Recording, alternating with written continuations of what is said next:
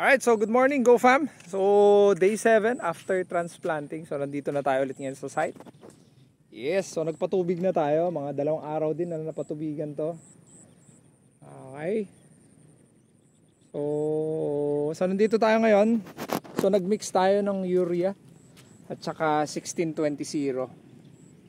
Urea at saka 16-20-0. Okay. So yun yung purong calf. Ito yung calf na merong yung ating inorganic na fertilizer. Tapos ito yung merong 21 strain na good bacteria. Lalagyan din natin ng yung mixture natin ng 16-20-0 at saka urea. And yun, antayin pa natin. Mga 15 days pa yun eh. So, since merong basal yon, 15 days pa bago mag-abono. Pero ito kasi walang basal to mga to eh. So, lalagyan natin abono, 7 days.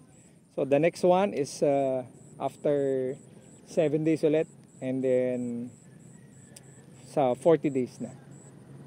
Okay. So, pero tignan natin kung paano, kung ano yung mangyayari. I-update ko naman kayo kung mayroong mga changes. Pero, most definitely, ito ngayon, 7 days. Tapos yon, dalawang yon, yan, at saka yan is after 15 days na. Since, meron silang basal. Ito kasi walang basal tong dalawa eh. Okay. So, dun ngayon, shout out sa'yo, Mang Lito. Siya yung nag-aabono ngayon. Alright, so yun lang yung ating update. Napakaganda. Very nice. At saka maglalagay lang tayo dun sa mga, meron pa rin tayong mga casualties.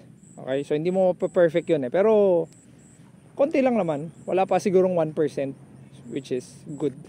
Okay, so kailangan lang natin mag-pray ng ulan. Lord, sana may ulan. Okay.